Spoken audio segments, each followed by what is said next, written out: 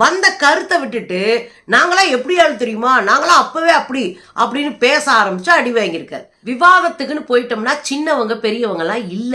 தாவேகா தொண்டர்கள் அப்படின்ற பேர்ல அரைவேக்காட்டுத்தனமா எனத்தையாவது எழுதிக்கிட்டு அரைவேக்காட்டுத்தனமா எனத்தாவது பதில் சொல்லிக்கிட்டு ஒரு கும்பல் எலும்பு பொறுக்கிட்டு இருக்கு.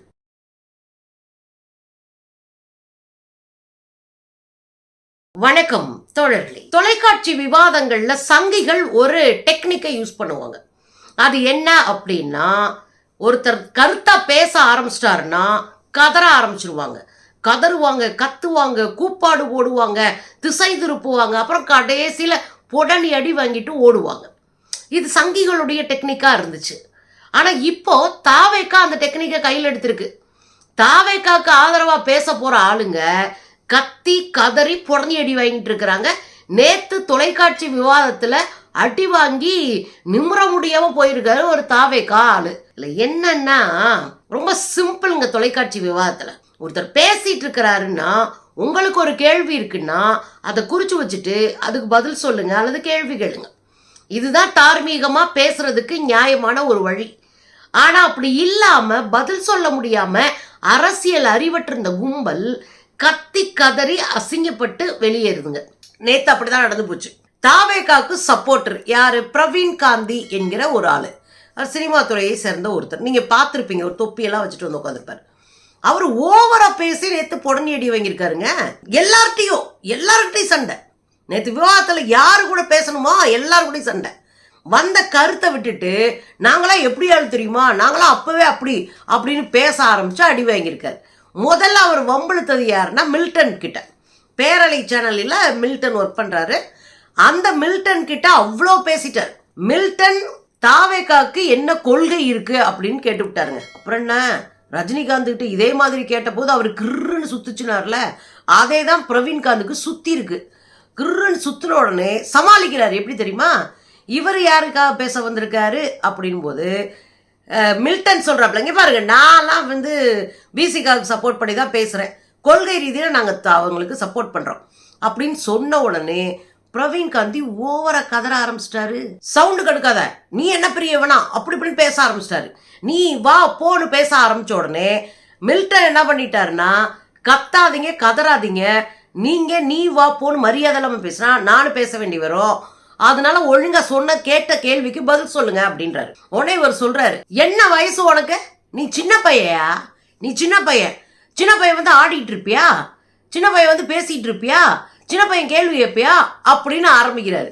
இல்ல என்னன்னா, விவாதத்துக்குன்னு போயிட்டோம்னா சின்னவங்க பெரியவங்க எல்லாம் இல்ல. எப்படி அர்ஜுன் சம்பத்து மதிவதனி கிட்ட புடனி அடி வாங்கினாரோ அது போல அறிவு இருக்கிற சின்ன பசங்கிட்ட நீ அடி வாங்கித்தான் ஆகணும். இல்லைன்னா நீ தயாரா வந்துடணும், ப்ரிப்பேரா வந்துட்டு அவங்களுக்கு பதில் சொல்லணும். அதை விட்டுட்டு உன் வயசுனா நீ என்ன பேசுற அப்படின்னா, விவாதத்துக்கு கூப்பிடும்போது வயசை பார்த்தா கூப்பிட்டாங்க, அறிவு இருக்கு அவங்க பேசுவாங்கன்னு தானே கூப்பிட்டுருக்குறாங்க. அதுல மில்டன் பேசும்போது இடையில பூந்துக்கிட்டு நீ வா போன்றதோடல உன் வயசு என்னன்னு கேட்கிறாரு. நீ எல்லாம் டவுசர் போட்ட வயசுல அவரெல்லாம் ஊருக்குள்ள வந்து மக்களுக்கு அறிமுகமாயிட்டாருன்றாரு. அதாவது 90களினுடைய தொடக்கத்திலேயே பாப்புலர் ஆயிட்டாரா விஜய். ஆனா இவர் டவுசர் போட்ட காலத்துமா அது. அப்புறம் அவர் பிடிப்பார்ல, அவர் என்ன சொல்லிட்டாரு, நான் எப்ப டவுசர் போட்டேன், நான் எப்ப பேண்ட் போட்டேன்னு உனக்கண்டா தெரியும் கேட்கிறாரு. ஒரு விவாதத்தை ஆரோக்கியமா கொண்டு போறதுக்கு பதிலா சின்ன பையன்ற போர்வையில ஒருத்தரை இழிவுபடுத்துறாரு. ஒருத்தரை சின்னவடா கூட இருக்கட்டுங்க, உங்க வயசுல சின்னவரா இருக்கட்டும், விஜய் தான் எங்களை விட மூத்தவர், நாங்க விஜய் விட வயசுல சின்னவங்க. ஆனா 98லேயே நாங்க மாணவர் சங்கத்தின் மூலமா அரசியலுக்கு வந்துட்டோம். அப்படி பார்த்தா நாங்க 25 வருஷத்துக்கு முன்னாடி சீனியரு. அதுக்காக நீ வயசை வச்சு கேள்வி கேட்பியா? சின்னவங்களா இருக்கிறவங்க கேள்வி கேட்க கூடாதா? குழந்தை கூட கேள்வி கேட்கும் பொது வாழ்க்கைக்கு வந்துட்டா அதுக்கு பதில் சொல்றதுக்கு நீங்க தயாரா இருக்கணும். அது எப்படி ஓ வயசுக்கு நீ பதில் சொல்வ அப்படின்னு கேட்டா அசிங்கப்பட்டு போகணும். உடனே இவர் சொல்றாரு, விஜய் வேங்கை வயல் பத்தி பேசினார்ல, வேங்கை வயல் பத்தி பேசினவர் என்ன பண்ணார் அப்படின்னு கேட்டார். அது நியாயமான கேள்வி தானே. வேங்கை வயல் பத்தி எரிஞ்சிட்டு இருக்கும் போது அங்க ஒரு பெரிய ஜாதிய ஒடுக்குமுறை நடந்த போது இங்க இருக்கிற இடதுசாரிகள் மற்றவர்கள் எல்லாம் அந்த இடத்துக்கு போய் அந்த மக்களை சந்தித்து போராட்டங்களை நடத்தி எல்லா வேலையும் பார்த்தாங்க.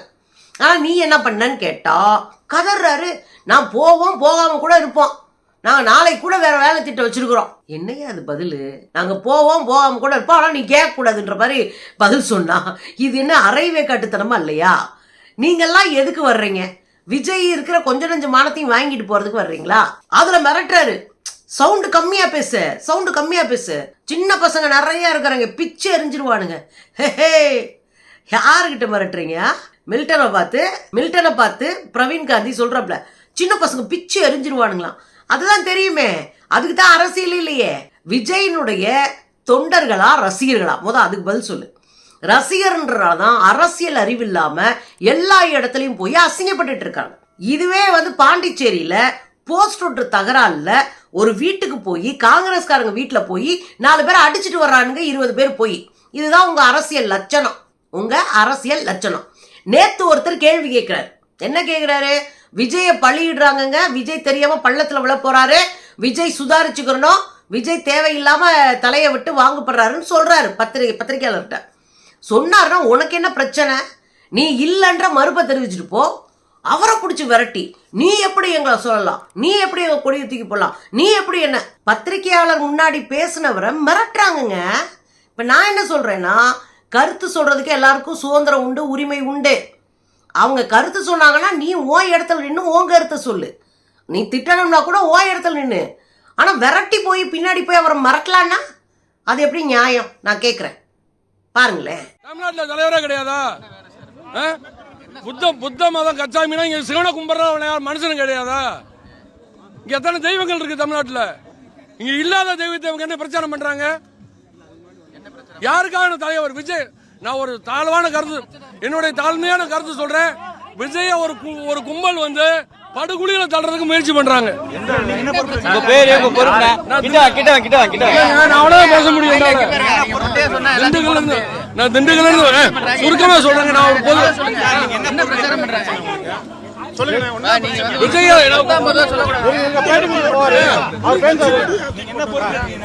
தவறான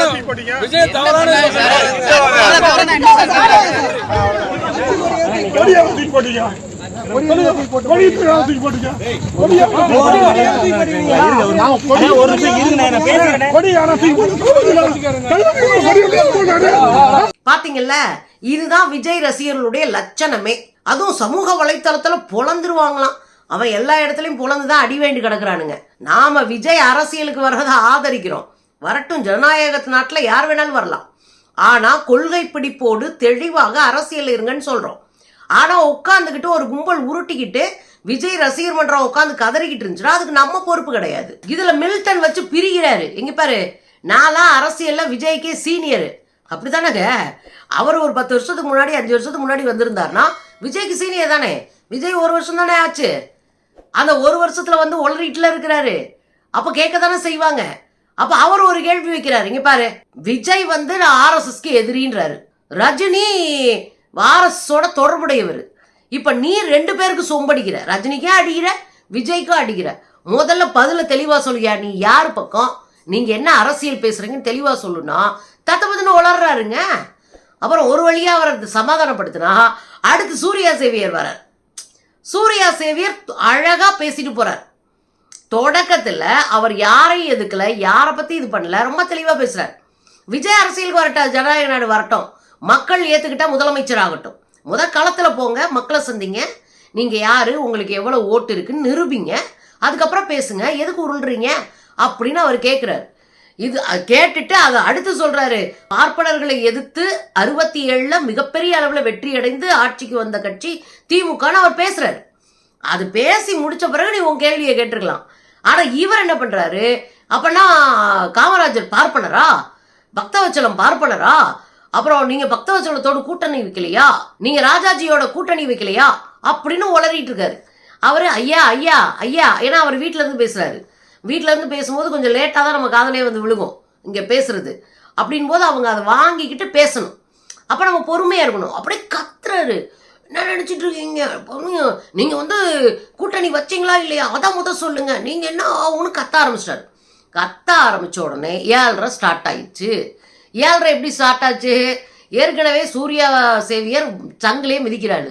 அந்த ஆள்கிட்ட போய் நீ வச்சுக்கிட்டேன்னா அவர் சங்கிலே மிதிச்சிட்டாரு. ஏய் நிப்பாட்றா, யாரா நீ, போற வரலாம் மிரட்டிக்கிட்டு இருக்க, யாருடா நீயே, பிச்சு கொடுவேன் பிச்சு, யாருடா நீயே அப்படின்னு மிரட்ட ஆரம்பிச்சிட்டாரு. இதுல அவன் பயங்கரமா டென்ஷன் ஆயிட்டாரு அந்த ஆளு பிரவீன் காந்தி. நீங்க ஒருத்தரை ட்ரிகர் பண்ணி விடுறது இருக்குல்ல, அது ரொம்ப மோசமான அரசியல்.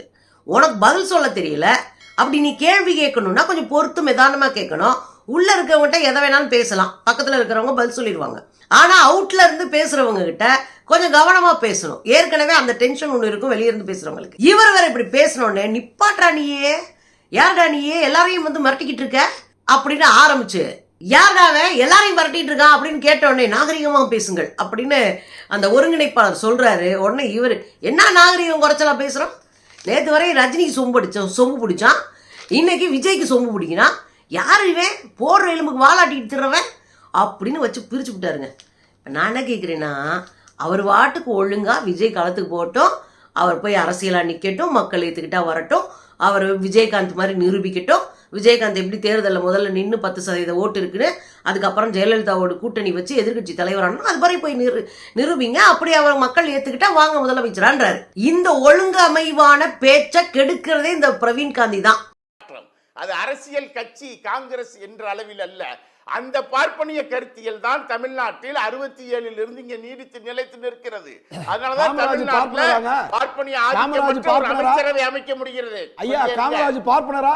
யாரு? காமராஜ் அவர்கள் பார்ப்பனரா? காமராஜ் தானங்க கண்ட்ரோல் பண்ணிருக்காரு. பக்தவச்சலம் ஐயா பார்ப்பனரா? அண்ணா வந்தாரு. பக்தவச்சலம் ஐயா பார்ப்பனரா? ஐயா காமராஜ் ஒரு ராஜாஜி ஏங்க தப்பா பேசுறீங்க. ராஜாஜியை கூட்டணி வைத்தவர்கள் நீங்கள், ராஜாஜியை கூட்டணி வைத்தவர்கள் நீங்கள் என்ன பேசுறீங்க? 67 ராஜாஜியோட கூட்டணி வச்சீங்க. எல்லாமே தப்பா இருக்கு பாருங்க. டேட்டா பேஸ் எல்லாமே தப்பு. அழைக்கப்பல நீ எல்லாரும் மிரட்டிட்டு இருக்க. நீங்க சொல்லுங்க, ராஜாஜி கூட்டணியா இருந்ததா இல்லையா? ராஜாஜி முடிக்கட்டிருங்க சூர்யா, பதில் சொல்லி முடிக்கட்டி கேளுங்க. இல்ல சார் சொல்லட்டும். காமராஜ் சரி இருங்க அவர் வெளியில இருந்து பேசுறாரு, அவர் முடிக்கட்டும். இவன் யாருங்க? இவன் யாரு? சூர்யா கொஞ்சம் நாகரிகமா இல்ல சார் விட ஒரு வயசு கூட, அதனால அவர் பேசலாம். யார் நாகரிகமா பேசுறான்? ஏங்க ஸ்டூடியோல உட்கார்ந்துட்டு அவன் பாட்டுக்கு பேசிட்டு இருக்கா என்ன? அங்கனுக்குள்ள இருக்கறால அவன் சின்ன பையன்ங்கறான். யாரு இவன்? நேத்து வரைக்கும் ரஜினிக்கு சொக்க பிடிச்ச பையன், இன்னைக்கு வந்து விஜய்க்கு சொக்க பிடிச்ச. நீங்க யாருக்கு சொக்க பிடிச்சீங்க? ஏதாவது எலும்பு நீங்க தனி பண்ணி பாக்க வேண்டாம். அரசியலுக்கு வர முடியாது. நான் ரஜினி வரலனோனா சுத்தமா மூளையே இல்லாத மாதிரி பேசி போறவங்களுக்கெல்லாம் உடனே அடி வாங்கிட்டு இருக்கான் அவன்.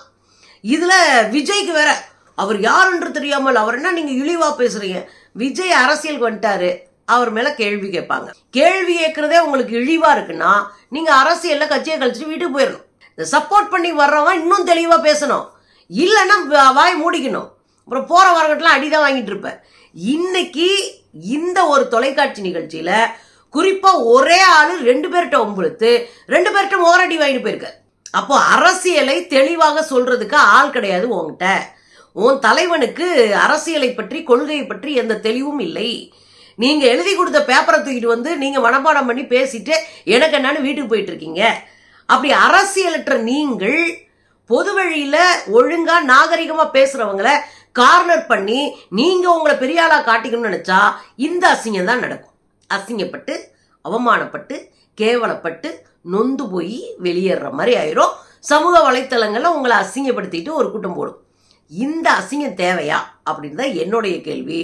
தாவேகா தொண்டர்கள் அப்படின்ற பேர்ல அரைவேக்காட்டுத்தனமா எனத்தையாவது எழுதிக்கிட்டு அரைவேக்காட்டுத்தனமா எனத்தாவது பதில் சொல்லிக்கிட்டு ஒரு கும்பல் எலும்பு பொறுக்கிட்டு இருக்கு. நேத்து வரை எங்க கூட நின்றுகிட்டு இருந்த ஒரு கும்பல் இன்னைக்கு போய் எலும்பு ஓடுறாங்கன்னா அங்க போய் நிக்குது. அப்போ இந்த பிழைப்புவாத அரசியல், இந்த பிழைப்புவாத அரசியலை மைண்டில் வச்சுக்கிட்டு நீ வெளியே வந்து பதிலை ஒழுங்காக சொல்லாமல் இருந்தீங்கன்னா எங்கள் கையில் இல்லைப்பா, அசிங்கப்பட்டு தான் போவேன். அப்புறம் சின்ன பசங்க இருங்க இங்கே பிச்சிருவாங்க எல்லாம் பேசாத, ஏன்னா நாங்களும் சின்ன பசங்க வச்சுருக்குறோம், நாங்களும் பிச்சு எரிஞ்சிருவோம். ஆனால் நாங்கள் நாகரிகமாக தெளிவான ஜனநாயக அரசியலை பின்பற்றுறதுனால உங்களுக்கு நாங்கள் பதில் சொல்லிக்கிட்டு இருக்கோம். ரொம்ப ஆடக்கூடாது மிஸ்டர் பிரவீன் காந்தி.